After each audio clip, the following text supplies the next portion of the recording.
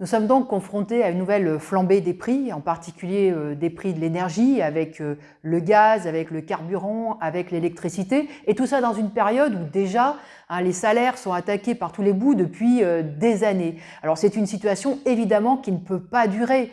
Là, les prix du carburant ont dépassé les niveaux de ceux de 2018, c'est-à-dire ceux qui ont contribué à déclencher le mouvement des Gilets jaunes. Alors le gouvernement, et en particulier le Premier ministre Castex, dit qu'il suit ça de près et qu'il surveille comme le lait sur le feu. Ce qu'il redoute, c'est qu'effectivement, il soit confronté à une nouvelle flambée de colère. Et cette colère, eh bien, il ne l'aurait pas volée parce que, en attendant qu'il agisse, le gouvernement, eh bien, les prix grimpent et nous, on paye la note. Et oui, il y a de quoi être en colère parce qu'il y a une mesure simple que le gouvernement pourrait immédiatement appliquer, c'est la suppression de la TVA sur les carburants. Il faudrait que cette suppression soit compensée intégralement par une taxation sur les profits des multinationales. Sinon, demain, le gouvernement va nous présenter la note.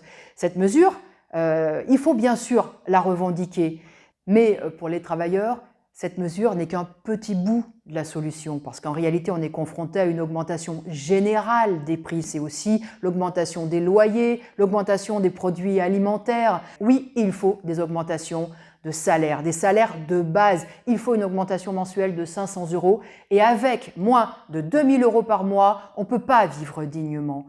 Et puis, il faut aussi imposer l'indexation de ces salaires sur les prix, sans quoi ils ne cesseront de baisser face à l'augmentation de tous les prix auxquels on est confronté. Donc il faut imposer aussi cet objectif de l'indexation des salaires sur l'inflation. Cela nécessite de s'affronter avec le grand patronat.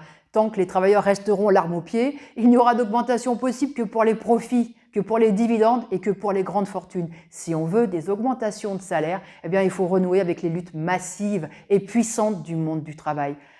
C'est sûr que c'est difficile de se battre, mais c'est la seule voie possible et c'est dans cette direction-là qu'il faut militer.